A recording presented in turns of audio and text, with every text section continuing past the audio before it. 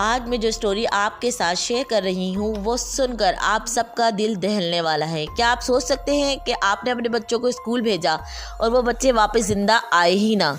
उनकी मौत की वजह बनी स्कूल में दिया जाने वाला वो मील जो रोज़मर्रा के खानों में बच्चों को दिया जाता था।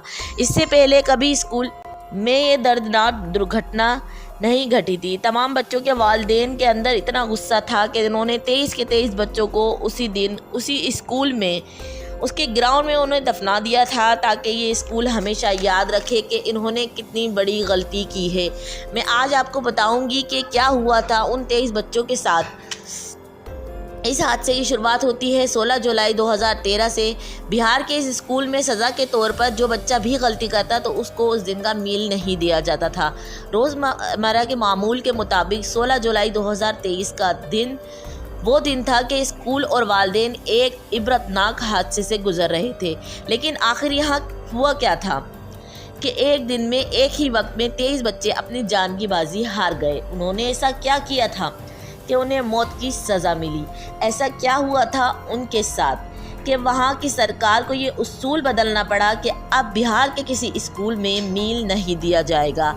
इस स्कूल में एक कुक थी जिनका नाम पन्ना देवी, जो इस स्कूल का रोज़ाना मील बनाती थी। और उस दिन भी 16 जुलाई 2013 को वो खाना तैयार कर रही थी। लेकिन जब उसने सोयाबीन की सब्ज़ी काटी और जैसे ही वो खाना बनाने लगी तो उसने देखा खाना पकाने का तेल तो ख़त्म हो गया है।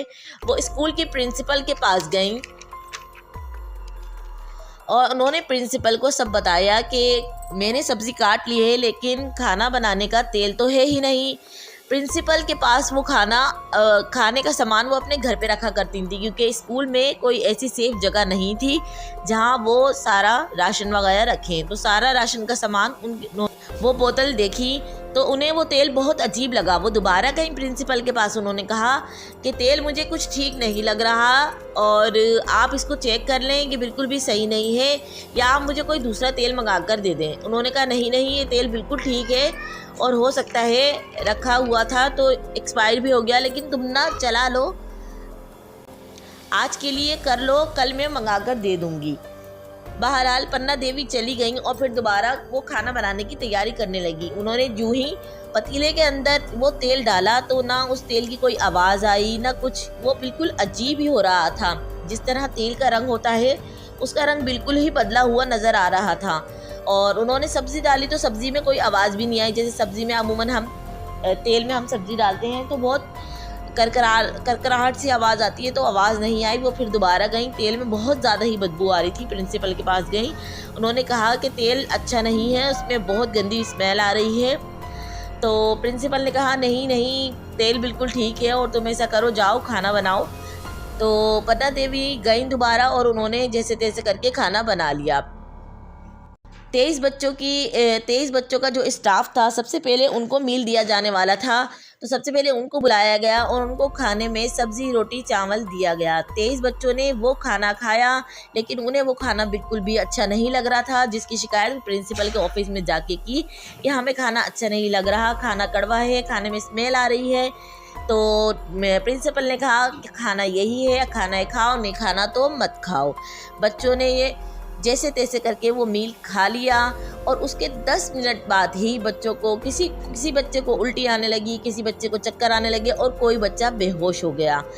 वहाँ की टीचर्स परेशान हो गई और जाके फ़ौरन ही प्रिंसिपल के ऑफिस में गई और कहने लगी कि बच्चों की तबीयत बहुत ज़्यादा बिगड़ रही है।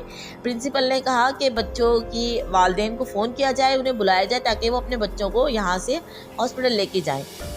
यूँ ही कि उनके वालिदैन को कॉल की गई तो सारे वालिदैन अपने बच्चों को एक एक करके ले गए। उसमें उन्हीं बच्चों में पन्ना देवी के 2 बच्चे भी शामिल थे।